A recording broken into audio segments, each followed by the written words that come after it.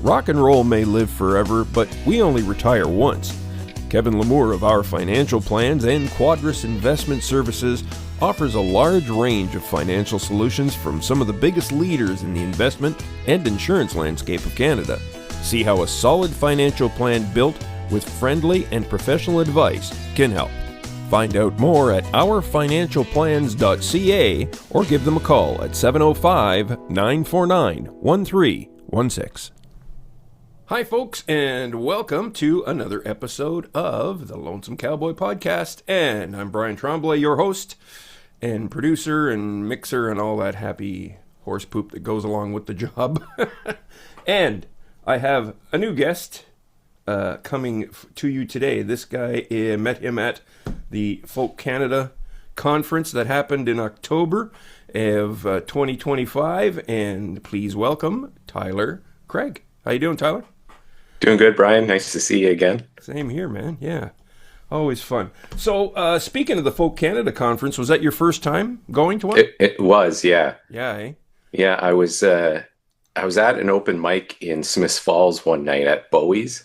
Okay. And the guy that owns the place, Pat Maloney, started telling me about it. And I thought, I got to check this out. Yeah, yeah. And and then a couple other people. I think Jessica Pearson was playing that night. Yeah.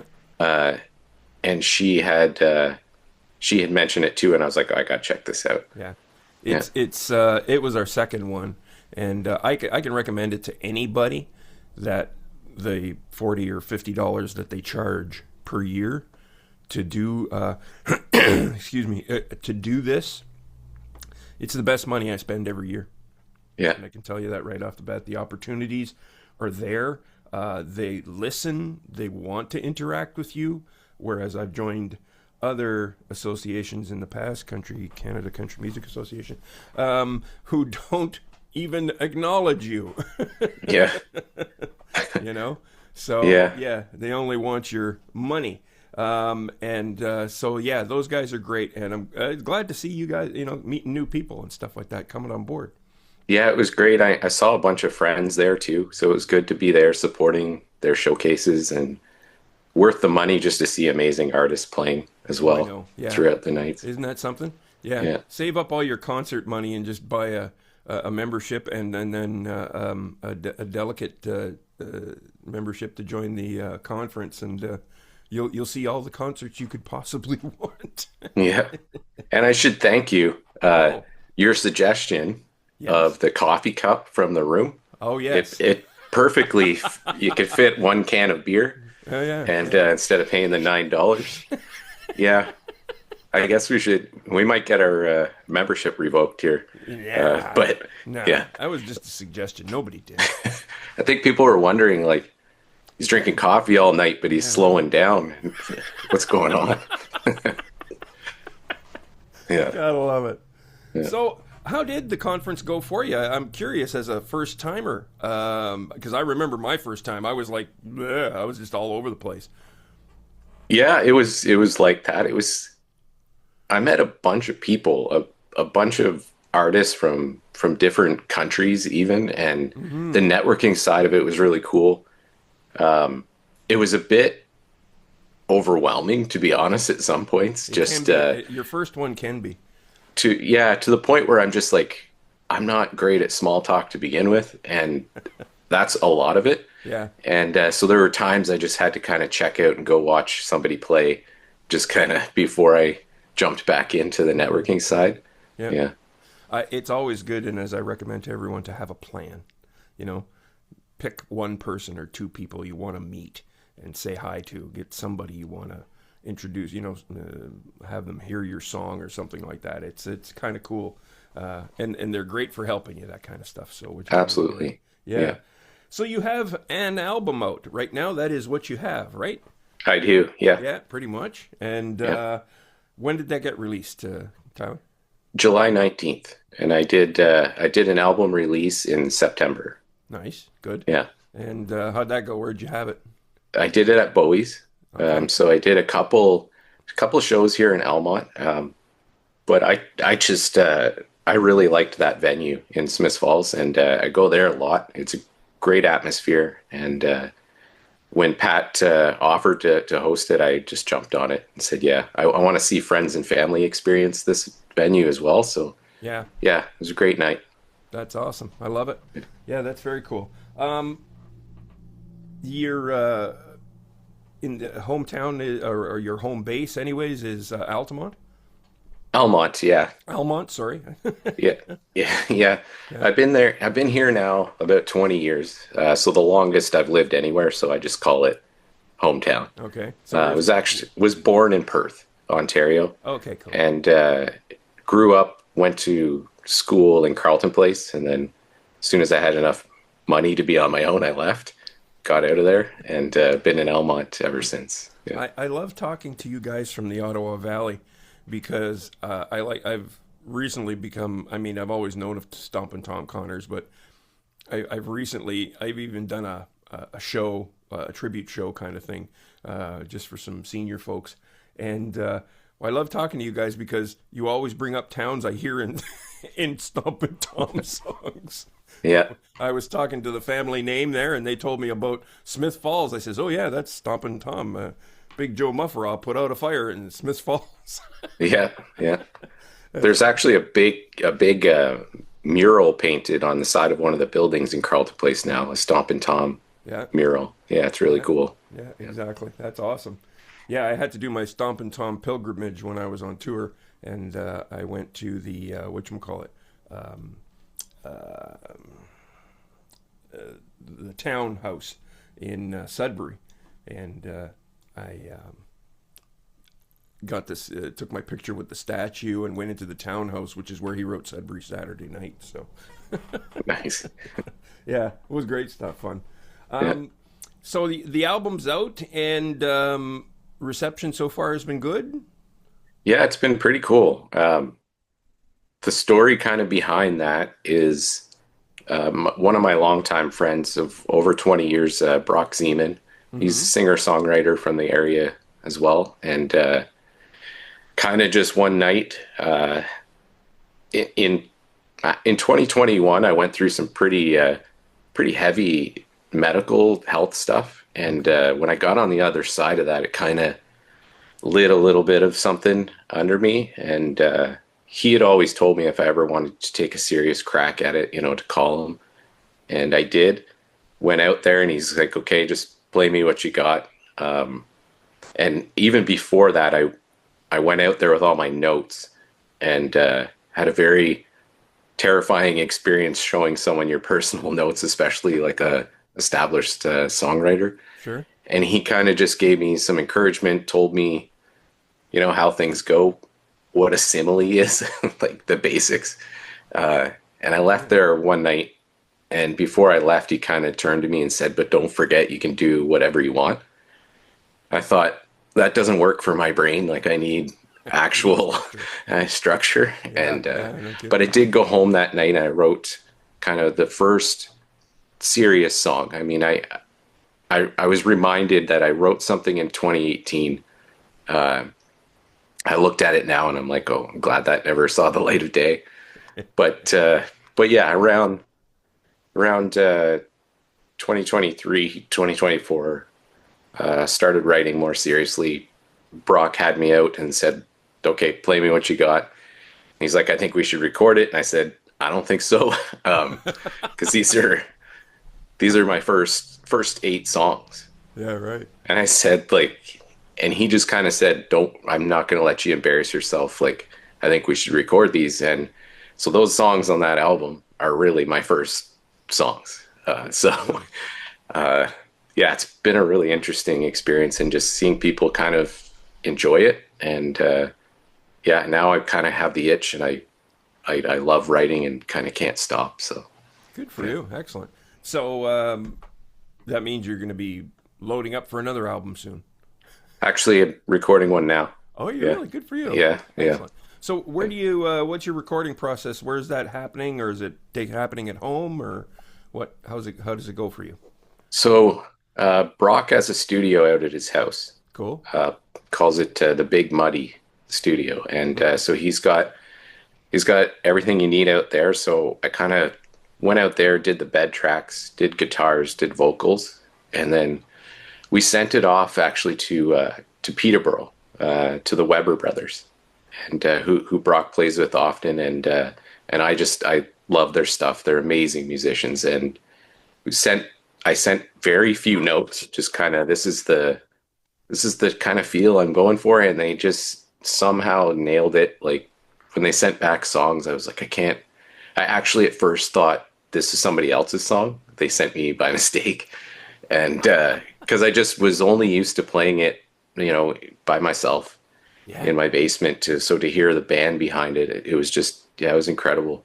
So it went to them, and then got pedal steel on it.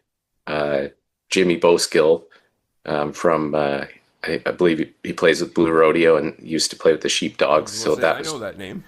yeah, that was just again lucky to have friends that have these type of connections. Yeah, I hear you. It blown away that ended up on my record, and then we had Keith Glass from Prairie Oyster did the mandolin on Hank's Waltz, Nice. and so then when it came back from being passed around garage band style, sort of, it went to Steve Foley at Audio Valley in Ottawa here to mix and master. Oh, good stuff. Yeah. Well, there you go. If you had been at Folk Canada last year when it was Folk Ontario in Mississauga, Russell DeCarl showed up there. Oh, nice. Yeah, Right on. yeah, Yeah. yeah. It's great who you can get to chat with. I'll tell you that. I'll tell you it's something. Yeah. So, like many musicians, day job backing this up. Yeah, I work in for a construction company, kind of on the tech side as a program manager. So Good stuff. I enjoy it. Obviously music is the passion, but I do like my day job. I find it. I look at it in some ways if like it sort of pays for the freedom to be creative in a way, tell me where if I'm not trying to make ends meet off of playing gigs, it kind of in a weird roundabout way, it's a little bit more relaxing. Yeah, exactly. Yeah. And start a family at all, or are you still flying solo? Dog family. Yeah. Dog family, right on. Yeah. More My than one or just one? two. Yeah. My spouse and I live here in Elmont, and got a couple of dogs, and we're content with that. Good stuff. Excellent. Yeah. Well, that's great. Yeah, I wish my wife won't let me get a dog because the backyard is not completely fenced in. Yeah. So I think it's a cat coming eventually. So again, Oh yeah. there you go. So with all the challenges that a musician has today, they have to deal with and they have to face. What are you up against right now with this album, if anything? Well, I think about the fact that I started taking a serious, go at songwriting just in time for AI to ruin it all. So, Well, you didn't use AI, so that's okay. not at all. No, I have very strong opinions about that.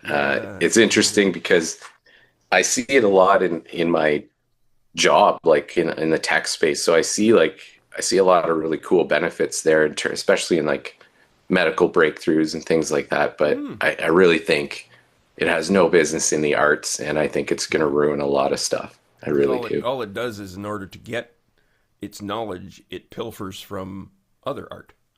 Yeah, it's a giant plagiarism machine for Yeah, sure. exactly. Yeah. Yeah. Yeah, I know. And yeah, this this is the part that drives me nuts because I see the rage baiting musicians going out there and they talk about silly things and they make videos about, geez, it's so unprofessional that you have a tuner clipped to your headstock, or it's really unprofessional that you have your iPhone or your iPad nearby. Well, yeah, I do, because I'm neurodivergent. And guess what? That's not the big problem in music right now. No, You know? not at all. And I really worry that it's going to get to the point where it's like what we're competing against, where Yeah. if Apple and Spotify or the other, the big players start to say that, an AI song is 10 cents a song and a real person song is $10 or a dollar even, then we're competing up against that, where the real art is kind of just, going to be overshadowed. And I even read an article recently where labels are talking about like they like the idea of AI artists. They don't have to deal with those pesky musicians, right? You Yeah, know, exactly. uh, so I just where it's heading is honestly just don't.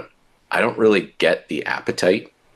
Neither do I I. mean, it, I don't like the look of the art, especially because it's polluting the internet now, and it all looks the same and has that same soft, pastel-y kind of color to it, and the whole deal. It's just, yeah, it's awful.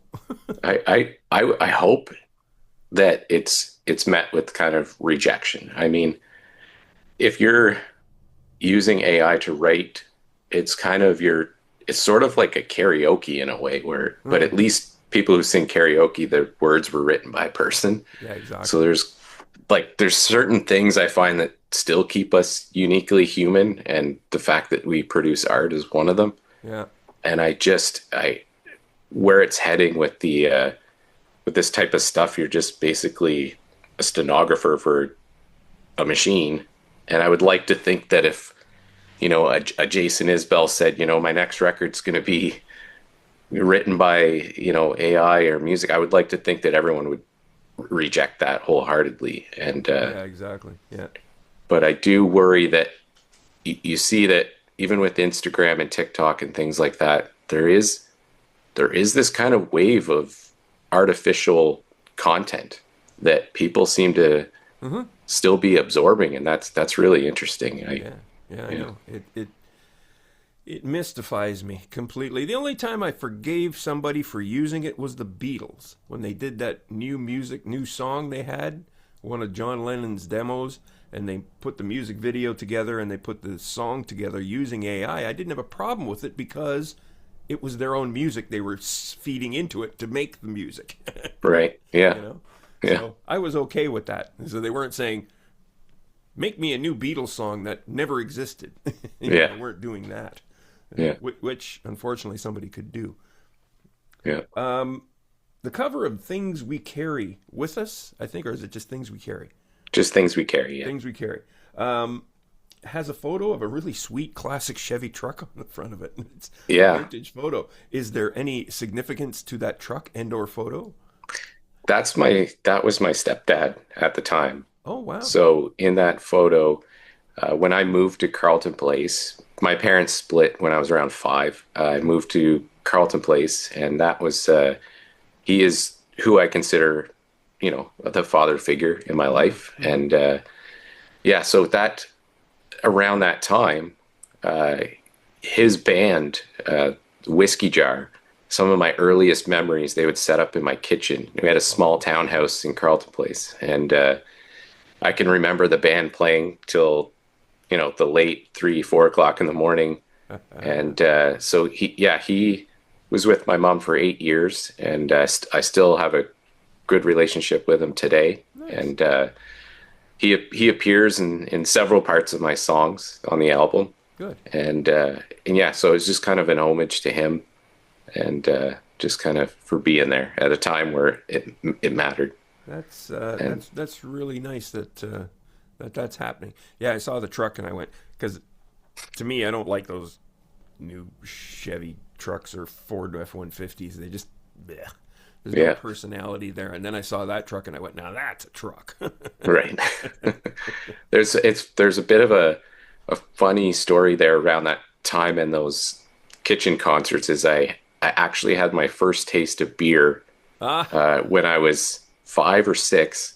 I came down in the morning and was getting my breakfast cereal kind of ready, and there was a guy still up at the kitchen table, and he gave me a sip of a Molson Export. So that was my first, oh, there you go. yeah, That's outstanding. Yeah, nothing like a kitchen Kaylee though. That's the kind of an upbringing that I like to see kids get. You know, yeah, music yeah, music is what's keeping them awake.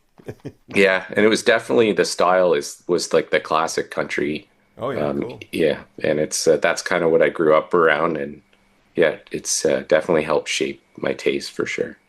And you've played with another guest of mine that I had early on in the program, and I got to meet him for the first time.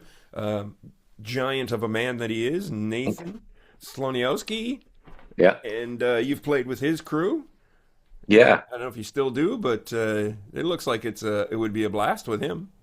Yeah, actually the story there is so right around the time actually before I started really writing my my my better half and I were at Base Camp Brewery here in Almont. We just walked in and there's an Almont song circle that gets together. It's around 10 people and they meet weekly, they write songs, they give each other feedback Oh, and they were in there playing.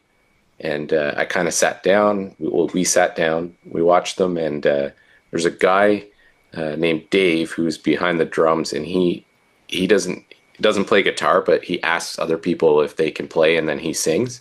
oh, cool. And he says he goes, I doubt anyone here is going to know this song, but does anybody know Jerry Jeff Walker? And I think it's an obscure song off a live album called I Feel Like Hank Williams. Oh And yeah, I right. I happen to know the song. So I said, I don't know. I'll play it. And so I played it and then went back to Song Circle a couple times. And Nathan was one of the founding members of the Song Circle in Cool. Almont, if not the founding member, I think. Hmm. And so after going back a couple times, he just approached me after and he's like, I think I had played a John Prine song. And he says, would you be interested in playing in a John Prine tribute band? And I said, Yeah. yeah, absolutely, and who's in it? And he's like, nobody yet. I'm just putting it I together. just want one. And so he did. So it's myself, him, Vicky Brittle, who's Oh, from Vicky. Clayton Yeah. area. Yeah. Yeah. Yeah. And Jess Winskill, from the Tatlock kind of area, all out in the Ottawa Valley here. Yeah. This Um, is boy. You guys got some great people in there, boy. Yeah. yeah. Yeah, so we got together. We put together a gig here at the Ottawa Valley Coffee in Elmont, and we thought we'll get some John Prine fans out, and we ended up selling out the first show and ended up having to do four shows over the course of 2 days. Good There's a for you. lot of John Prine fans, and so then we've played I think 8 shows now, and every one of them has sold out. So it's amazing. There's so many, and they know their details too. I I was doing some banter between a song, and I think I went on about how impactful John's lyrics are, and how I knew about John Prine back when I was in a punk band in high school, and that's interesting, right? Like, Yeah. why Yeah. is Yeah. that? Yeah. And then I went on talking about his lyrics, and then I happened to play a John Prine song that John didn't write. It's I think it was "Killing the Blues" by Roland somebody, and I should know that, but I just know the Prine version, to be honest. Okay. And a person came up to me after, like, as soon as we finished our last song, like, wasted no time, just beelined it to the stage, and he's like, John Prine didn't write that. I'm like, I know. Yeah. Thanks, but yeah, but the Prine fans, they're serious Prine fans Oh for yeah. sure. Yeah. Yeah, Exactly. Yeah. yeah, Yeah. You don't want to. That's one tribute show that takes a lot of guts to do, but because I won't do it because I don't want to get attacked. yeah. His catalog is so Huge. good that we have to. We're either going to play an hour and a half show or 2 hour show, but we could. There's so much material you could do a 4 hour show, and the hardest part of us getting together is deciding which ones are not on the set list because there's just so many good ones. It's Cool. hard. So you Yeah. guys doing full band or just acoustically and that? Just acoustically, 4 guitars and Good stuff. harmonies, and yeah. Good stuff. I would love to see that. That sounds fantastic.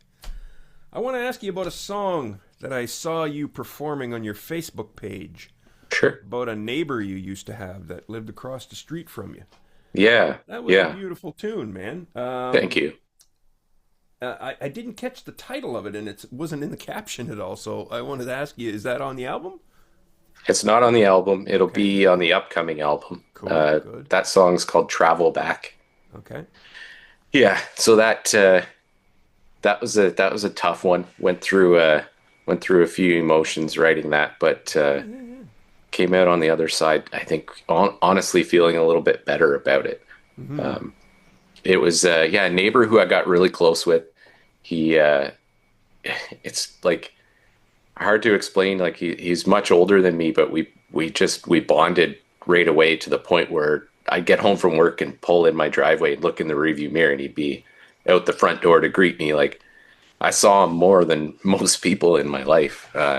That's nice. And yeah, we got really close, and then he passed away suddenly, and it really got me harder than I think anything I had gone through at the time, and it just really stuck with me. And I had so much notes written down about him, and I really danced around that song for a while because I just felt it's not good enough. It's not good enough. And then Mm-hmm. I just finally, it just occurred to just write it as I feel right now, even if it's not wrapped up at the end or kind of having some sort of, you know, perfect structure that captures them. You know, it just kind of, I'm just gonna throw it out there how I feel and see what happens. So That's yeah, nice. Yeah, it was a great album, and it's nice when you can eulogize somebody like that in a song. I did that with my sister when she passed away 3 years ago. Um, right. yeah, and yeah, How was that for you writing that song? that was okay because, unlike you and like many people who've passed away in my life, I didn't. I got to say my piece to her when she was in the hospital because she Right, went in on 10th of May of that year, and then by the 26th she was dead. And right, I mean, I got to hug her, tell her I love her, and thank her for all the stuff she's done for me and stuff like that. Which is right, for our family pretty big because we're not big hugger blah blah blah type families. You know what I mean? right. Yeah, So I felt I had gotten my word out, and that made this easier to do. right. You know, my Yeah, songs I write about my dad, I always wish I had a different relationship, and that's not his fault. That's me, and I right. see that now. So that's a difficult topic for me sometimes. And when I sit and play those songs, I am almost apologizing, going, "Dad, I wish you were back so I could finish up those things I want to say." Yeah. Yeah. Do So you that's do you find that uh, the things that you do get a loop in your head about that after you write about it, it kind of unwinds it? yes, that's a good way Yeah, to put it. Yeah, very well put. Yeah, very much. Yeah, very yeah. I much. feel the same. Yeah, And I've also only recently become very otherworldly. I guess I don't like to call it spiritual, but whatever the case may be. So I always feel if I'm playing that kind of stuff, they're hearing it. You know what I mean? right. Wherever they might be. You know, in Yeah. that respect.